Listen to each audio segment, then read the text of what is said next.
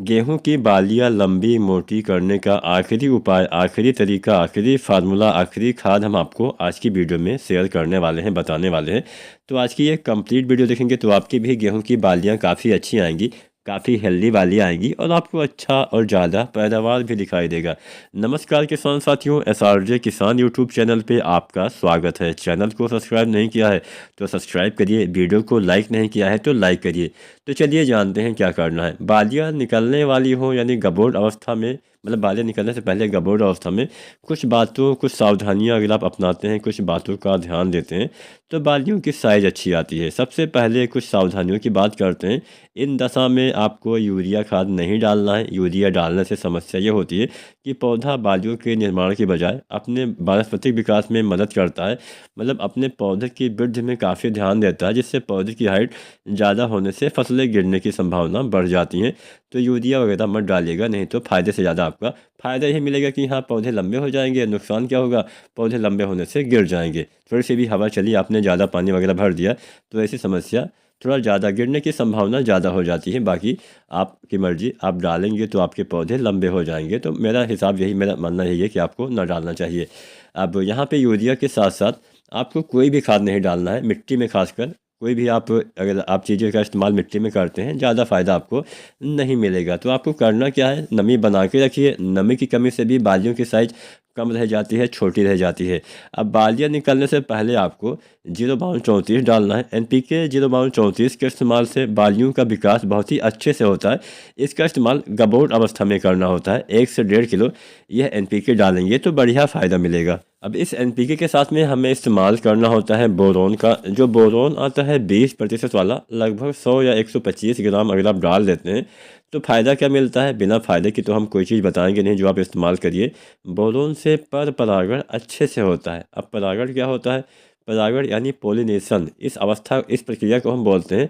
जब पौधे में फूल आते हैं उसके बाद जो दाने, बीज का निर्माण होता है, तो अगर परागण सही से नहीं होता है तो फूल तो आएगा लेकिन आपके पौधे में दाने का निर्माण ही नहीं हो पाएगा। अगर मेल फीमेल यानी जो नर मादा फूल का मिलाप होता है, जिससे आपके पौधे में पोलिनेशन होता है, परागण होता है, वो प्रक्रिया सही से ना होने से भी दाने कम या खाली रहने की समस्या आ जाती है। तो बोरोन के इस्तेमाल से क्या होता है, परागण होता है। परागण हमारे किसी भी फसल में जिसमें दाने आते हैं, फल आते हैं, उसके लिए काफ़ी महत्वपूर्ण प्रक्रिया होती है। तो यहाँ पे परागण के लिए आपको बोरोन का इस्तेमाल 20% वाला 100 से 125 ग्राम, साथ में बालियाँ निकलने से पहले 0/34, ये दो खाद अगर आप बालियाँ आने से पहले डाल देते हैं, इतना अच्छा फ़ायदा मिलेगा। दाने का भराव वगैरह अच्छे से होगा और बालियों की साइज़ भी अच्छी आएगी। अब बालियों की साइज़ बढ़ाना है तो आपको इस अवस्था में जिंक का इस्तेमाल करना चाहिए।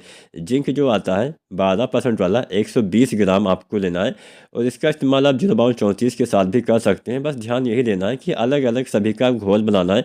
अलग बर्तन में 0/34 घोलिए, अलग बर्तन में बोरोन घोलिए, अलग बर्तन में आप जिंक 12% वाला 120 ग्राम घोलिए। ये तीनों चीज़ें अलग अलग बर्तनों में घोलिए, उसके बाद टंकी में एक साथ डालिए और इसका स्प्रे कर दीजिए। इसके इस्तेमाल से इतना ज़बरदस्त फ़ायदा दिखाई देगा, आपके पौधे में अच्छे से विकास होगा, बालियों का निर्माण होगा। जिंक इस अवस्था में डालने से पौधे में भोजन बहुत ही अच्छे से बनने से पौधे में बालियों का निर्माण अच्छे से होता है। अब 0/34 क्या करता है, 52% फास्फोरस जो होता है, इस अवस्था में फास्फोरस आपके पौधे में भोजन पहुंचाने का काम करता है। जो इसमें 34% पोटेशियम पाया जाता है। पोटेशियम से फल फूल बीज दाने का विकास, तने में मजबूती आती है, पौधे बीमारियों से बचते हैं। आपके पौधे में प्रकाश संश्लेषण भी अच्छे से होता है, जिससे भोजन और अच्छे से ज़बरदस्त तरीके से बन पाता है। बोरोन से तो परागण होगा, जिंक डालने से भी कई बार पीलापन होता है, थोड़ा बहुत तो पीलापन दूर हो सकता है। इसके साथ साथ आपके पौधे में क्या होता है कि भोजन का निर्माण सही से होने से आपकी फसल में बालियों का निर्माण भी बहुत ही अच्छे से होता है। इन अवस्थाओं में क्या नहीं करना है, गबोट अवस्था में कोई भी आप खरपतवार नाशी का इस्तेमाल मत करिए। कई बार हमने देखा है, कुछ किसान साथियों ने कमेंट भी किया है कि इस दशा में क्या हम खरपतवार नाशी का इस्तेमाल कर सकते हैं। नहीं करना है, फ़ायदे से ज़्यादा आपको नुकसान हो जाएगा। तो भूल कर भी खरपतवार नाशी का इस्तेमाल मत करिए। यूरिया खाद मत डालिए, साथ में कोई भी खाद जो हम मिट्टी में इस्तेमाल करते हैं उसका इस्तेमाल मत करिए।